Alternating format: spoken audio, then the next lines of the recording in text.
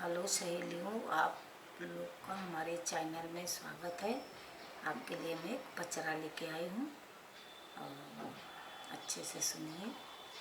मैं खुद तो अपना खुद से ही गाती हूँ। आप लोग को पसंद ही आएगा। और आप लोग को पसंद आए तो लाइक सब्सक्राइब ज़रूर करना। धन्यवाद। 12 बज के 12 मिनट पे 12 बज के 12 मिनट पे मैया के असनवा डोलेला हो। मैया के असनवा डोलेला। ब्रह्मा जी पूछे ओ मोरी मैया, ब्रह्मा जी पूछे ओ मोरी मैया, काहे के असनवा डोलेला हो, काहे के असनवा डोलेला।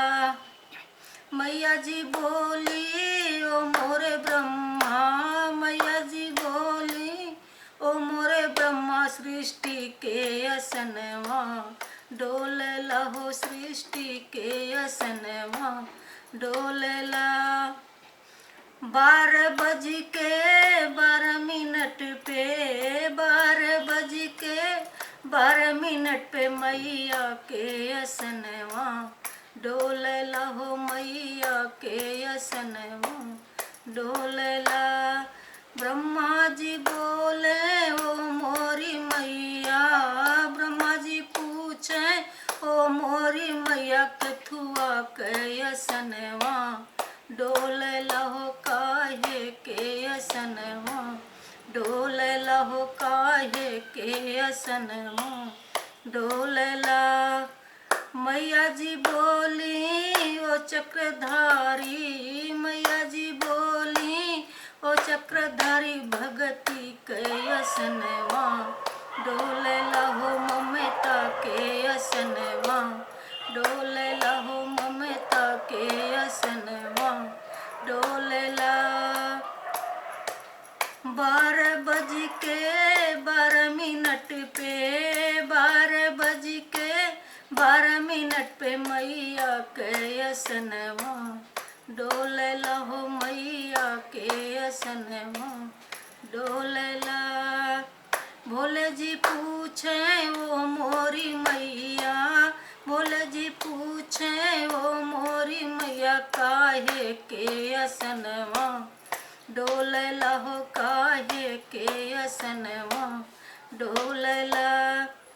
मैया जी बोली ओ डमरू वाले, मैया जी बोली ओ डमरू वाले, शक्ति के असनवा डोलेला हो, शक्ति के असनवा डोलेला हो। 12 बज के 12 मिनट पे 12 बज के 12 मिनट पे मैया के असनवा डोलेला हो, मैया के असनवा डोलेला हो।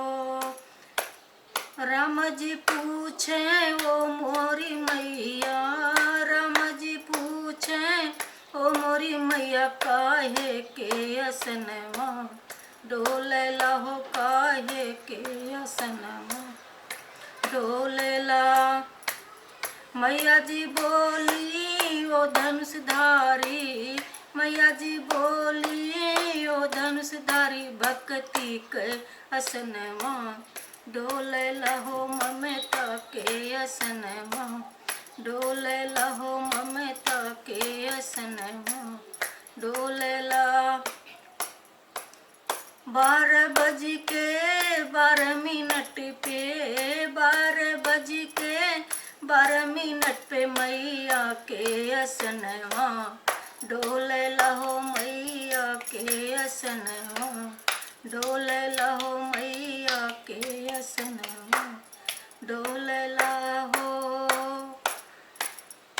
कान्हा जी पूछे ओ मोरी मैया, कान्हा जी पूछे ओ मोरी मैया, काहे के असनवा डोलेला हो, कथुआ के असनवा डोलेला हो, काहे के असनवा डोलेला। मैया जी बोली ओ मुरली वाले, मैया जी बोली ओ मुरली वाले, ममता के असनवा डोलेला हो भगती के असनवा, डोलेला हो शक्ति के असनवा, डोलेला हो 12 बज के 12 मिनट पे, 12 बज के 12 मिनट पे मैया के असनवा डोलेला हो, मैया के असनवा डोलेला हो मैया।